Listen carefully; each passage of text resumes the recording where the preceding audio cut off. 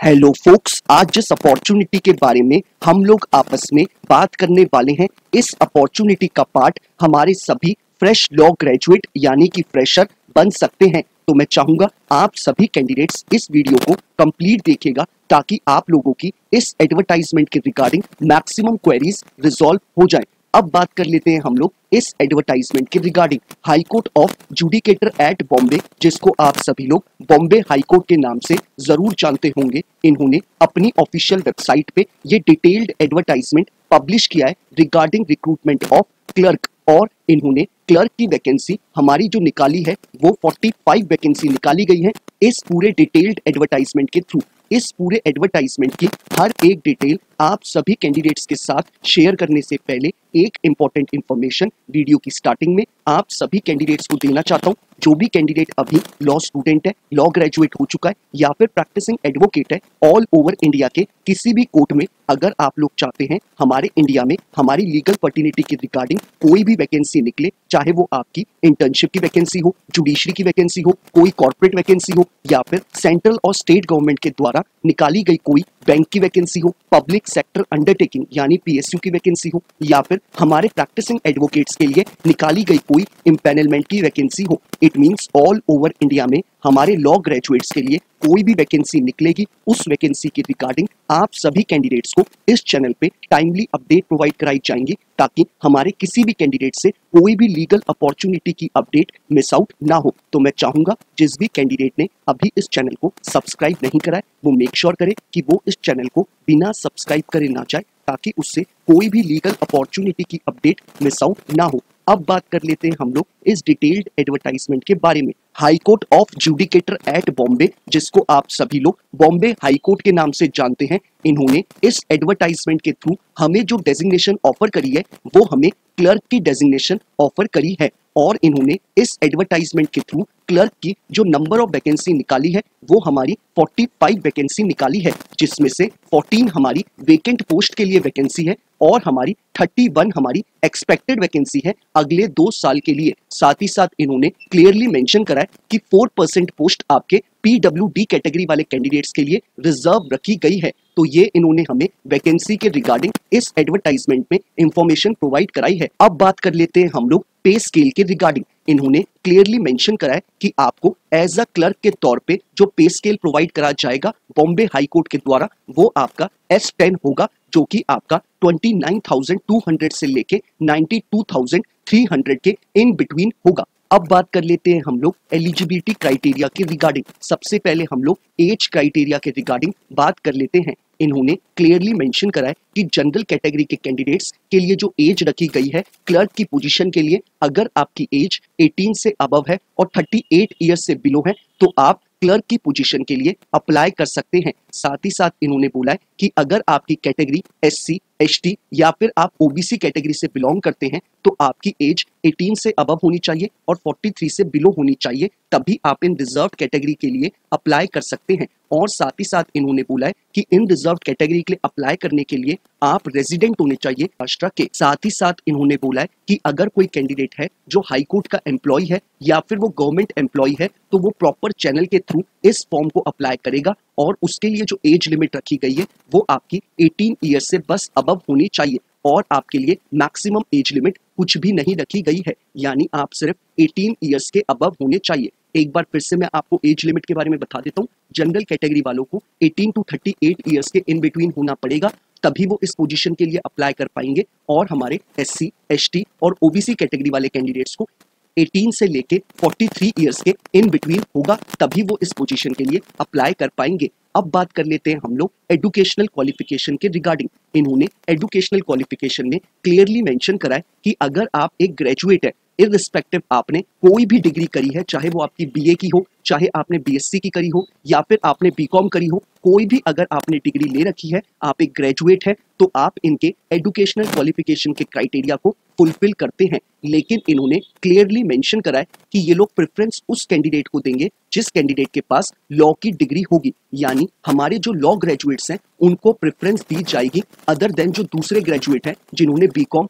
BSc या फिर BA कर रखा होगा। अब बात कर लेते हैं हम लोग दूसरी इंपॉर्टेंट इंफॉर्मेशन के बारे में। इन्होंने क्लियरली मेंशन करा है कि कैंडिडेट ने कंप्यूटर टाइपिंग बेसिक कोर्स करा हुआ होना चाहिए और उसका ये कोर्स गवर्नमेंट अप्रूव्ड से होना चाहिए। साथ ही साथ इन्होंने बोला है कि कैंडिडेट के पास इंग्लिश टाइपिंग में स्पीड 40 वर्ड पर मिनट होनी चाहिए। तो ये इन्होंने हमें एजुकेशनल क्वालिफिकेशन में और भी इंफॉर्मेशन प्रोवाइड कराई है। साथ ही साथ इन्होंने एक चीज और मेंशन करी है कि कैंडिडेट के पास कंप्यूटर सर्टिफिकेट होना चाहिए जो कि मेंशन करे कि कैंडिडेट हमारा प्रोफिशिएंट है वर्ड यूज करने में, विंडोज को यूज करने में, एमएस ऑफिस, एमएस वर्ड और वर्ड स्टार 7 को यूज करने में, और उसने ये जो कंप्यूटर सर्टिफिकेट एक्वायर करा हुआ होना चाहिए वो उसने महाराष्ट्र यूनिवर्सिटीज एक्ट 1994 के द्वारा यूनिवर्सिटीज से करा हुआ होना चाहिए, या फिर उसने state board of technical education से ये एक्वायर करा हुआ होना चाहिए सर्टिफिकेट, या फिर उसने NIC, डोएक, Aptech, NIT, CDAC,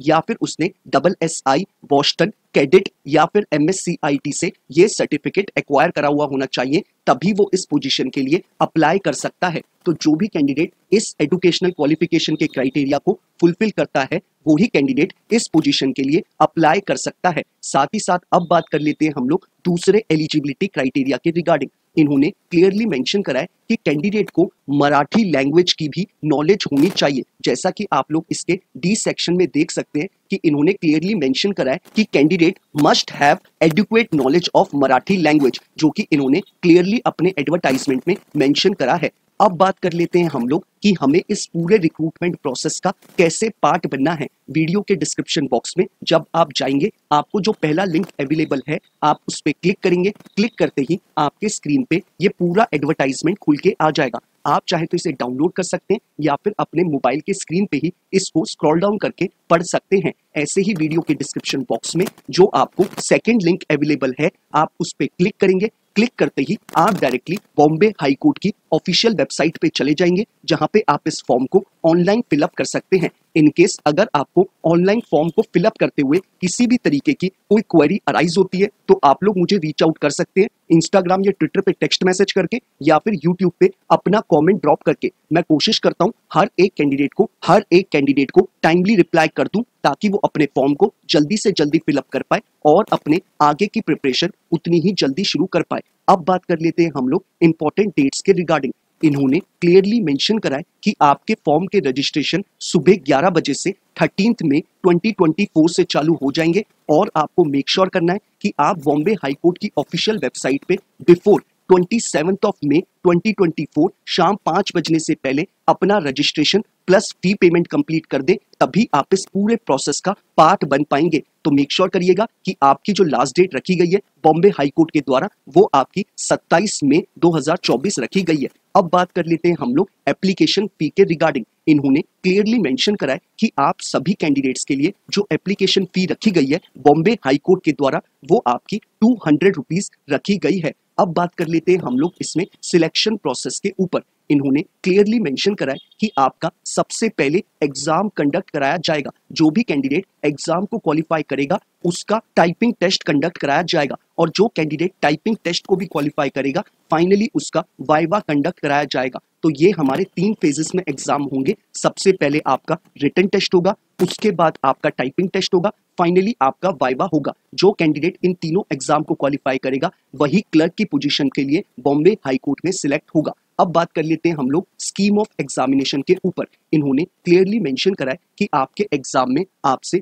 Marathi language पे क्वेश्चन पूछे जाएंगे। 10 नंबर का आपका ये एग्जाम होगा जिसमें आपके नंबर ऑफ क्वेश्चन भी 10 रखे जाएंगे। पेपर 2 आपका इंग्लिश का होगा जिसमें आपसे 20 क्वेश्चन पूछे जाएंगे 20 मार्क्स के। तीसरा पेपर आपका जीके यानी कि जनरल नॉलेज का होगा जिसमें आपसे 10 क्वेश्चन पूछे जाएंगे 10 मार्क्स के। पेपर 4 आपका जनरल इंटेलिजेंस का होगा जिसमें आपसे 20 क्वेश्चन पूछे जाएंगे 20 मार्क्स के। पेपर 5 आपका अर्थमेटिक का होगा जिसमें आपसे 20 क्वेश्चन पूछे जाएंगे 20 मार्क्स के। और लास्ट आपका कंप्यूटर का टेस्ट होगा जिसमें आपसे 10 क्वेश्चन पूछे जाएंगे 10 मार्क्स के। तो ये इन्होंने हमें पूरा एग्जाम का स्कीम बताई है, यानी कि आपका जो मैक्सिमम मार्क्स का पेपर होगा वो आपका 90 मार्क्स का होगा और जिसमें आपको मिनिमम 45 मार्क्स स्कोर करने होंगे तभी आप इस एग्जाम को क्वालिफाई करेंगे। और जो भी कैंडिडेट हमारे इस एग्जाम को क्वालिफाई करेगा फाइनली उसको टाइपिंग टेस्ट के लिए बुलाया जाएगा और आपको टाइपिंग टेस्ट के लिए 10 मिनट्स का टाइम मिलेगा, जिसमें आपको पैसेज को लिखना होगा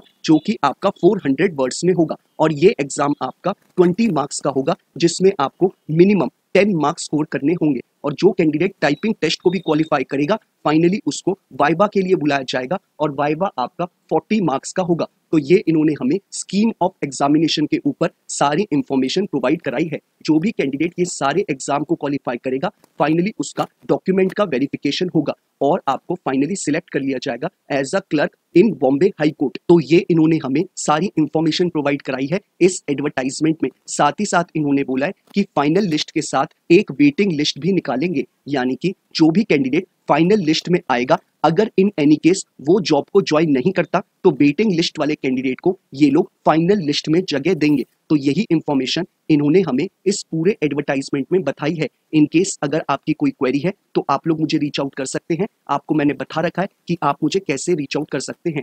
बाकी अगर आपको ये वीडियो पसंद आई हो तो आप लोग इसे लाइक शेयर जरूर करिएगा। और अगर आप लोग चाहते हैं कि ऐसे ही हर एक दिन आपको एक लीगल अपॉर्चुनिटी की अपडेट मिलती रहे, तो मेक श्योर करिएगा कि आप इस चैनल को बिना सब्सक्राइब करे ना जाएं। Thank you so much.